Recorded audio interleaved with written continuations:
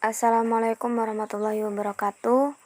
Perkenalkan, kami dari kelompok 9 akan membawakan materi tentang pendidikan nasional dan pembinaan karakter filsafat pendidikan Pancasila. Sebelumnya, saya akan memperkenalkan nama dari anggota kelompok 9, yaitu saya sendiri, Uswatun Hasanah, Rani Mardiana, Regi Putri Indriani, dan Tasya Nurlaili. Pendidikan nasional. Pendidikan adalah proses pengubahan sikap dan tata laku seseorang atau kelompok orang dalam usaha mendewasakan manusia melalui upaya pengajaran dan pelatihan. Menurut Ki Hajar Dewantara, pendidikan pada umumnya berarti daya upaya untuk memajukan bertumbuhnya budi pekerti atau kekuatan batin, karakter, pikiran, atau intelek dalam tubuh anak.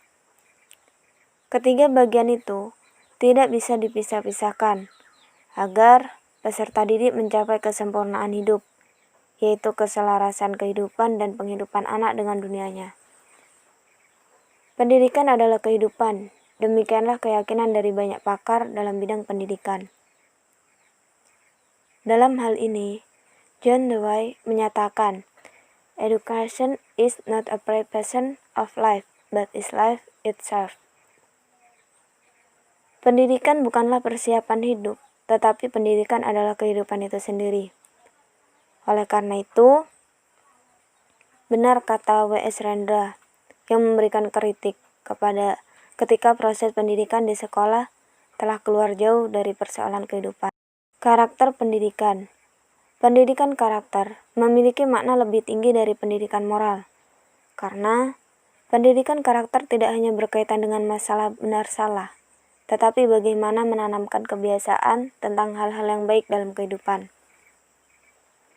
Sehingga anak peserta didik memiliki kesadaran dalam menerapkan kebajikan dalam kehidupan sehari-hari.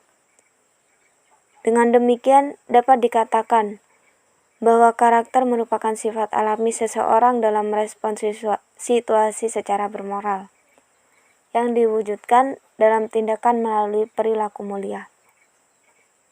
Dalam konteks pemikiran Islam, karakter berkaitan dengan iman dan ihsan. Hal ini sejalan dengan ungkapan Aristoteles bahwa karakter erat kaitannya dengan habit atau kebiasaan yang terus-menerus dipraktekkan dan diamalkan. Sumber-sumber pendidikan karakter. Yang pertama, agama. Yang kedua, Pancasila. Yang ketiga, budaya. Peran guru dalam pendidikan karakter.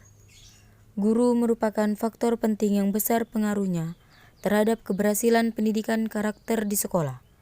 Bahkan sangat menentukan keberhasilan tidaknya peserta didik dalam mengembangkan pribadinya secara utuh.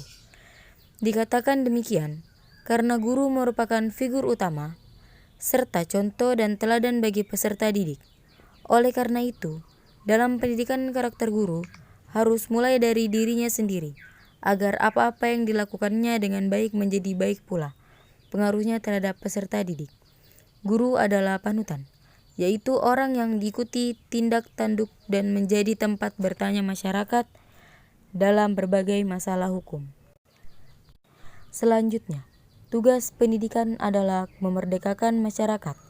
Begitu kalimat Ki Hajar Dewantara, memerdekakan murid dari pikiran yang penuh prasangka, memerdekakan murid dari sikap mental yang mirip seperti budak, memerdekakan murid dari sikap pengecut dan tidak memiliki keberanian mengambil keputusan, memerdekakan murid dari pola pikir yang asing dan mengajari mereka bagaimana menghidupkan nilai-nilai ideal dalam kehidupan sehari-hari.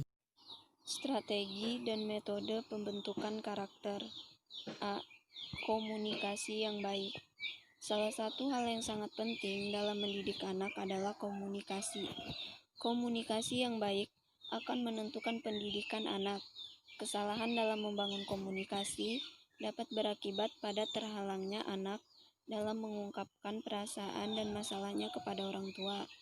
Hal tersebut dapat berakibat pada terganggunya proses pendidikan dari orang tua kepada anak. Komunikasi dengan anak sangat penting dilakukan karena merupakan dasar dari hubungan orang tua kepada anak.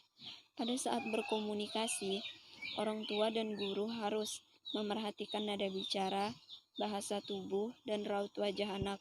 Upayakan memilih kata-kata positif agar anak memiliki konsep diri yang positif dan merasa dihargai.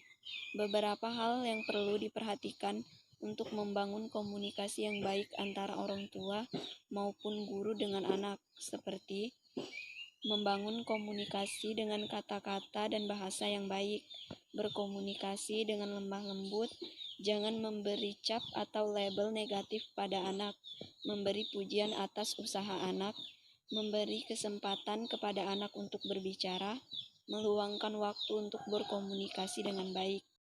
B. Menunjukkan keteladanan. Menunjukkan keteladanan adalah metode yang wajib dilakukan dalam membentuk karakter, nasihat, atau atribut karakter yang ingin dibentuk dalam diri anak. Rasulullah Shallallahu Alaihi Wasallam menunjukkan keteladanan dalam melaksanakan ajaran agama Islam yang terdapat dalam Al-Quran. C. Mendidik dengan kebiasaan. Faktor yang paling utama dalam membentuk kebiasaan bagi seorang anak adalah dengan mencontoh kebiasaan yang dilakukan orang tua, teman, dan anggota masyarakat yang dilihatnya, yaitu perilaku orang tua, teman sebaya. D. Mengambil hikmah dari sebuah cerita. Dalam memberikan pendidikan dan pengajaran kepada anak, hal yang perlu diperhatikan adalah dengan memberikan contoh-contoh yang terjadi dari masa lalu. Tujuan Pendidikan Nasional. Undang-Undang Nomor 20 Tahun 2003 tentang Sistem Pendidikan Nasional pada pasal 3 menyebutkan bahwa pendidikan nasional berfungsi mengembangkan kemampuan dan membentuk karakter serta peradaban bangsa yang bermartabat. Dalam rangka mencerdaskan kehidupan bangsa, dalam Peraturan Pemerintah Republik Indonesia atau DPR Nomor 19 Tahun 2005 Standar Nasional Pendidikan Pasal 26 ayat 1 dan 2 disebutkan pendidikan dasar bertujuan untuk meletakkan dasar. Untuk sementara, pendidikan menengah umum bertujuan untuk meningkatkan yaitu 1. Kecerdasan, 2. Pengetahuan, 3. Kepribadian, 4. Akhlak mulia, 5. Keterampilan untuk hidup, 6. Mengikuti pendidikan lebih lanjut. Sekian penjelasan yang bisa disampaikan dari kelompok 9. Kurang lebihnya mohon dimaklumi. Semoga bermanfaat. Wassalamualaikum warahmatullahi wabarakatuh.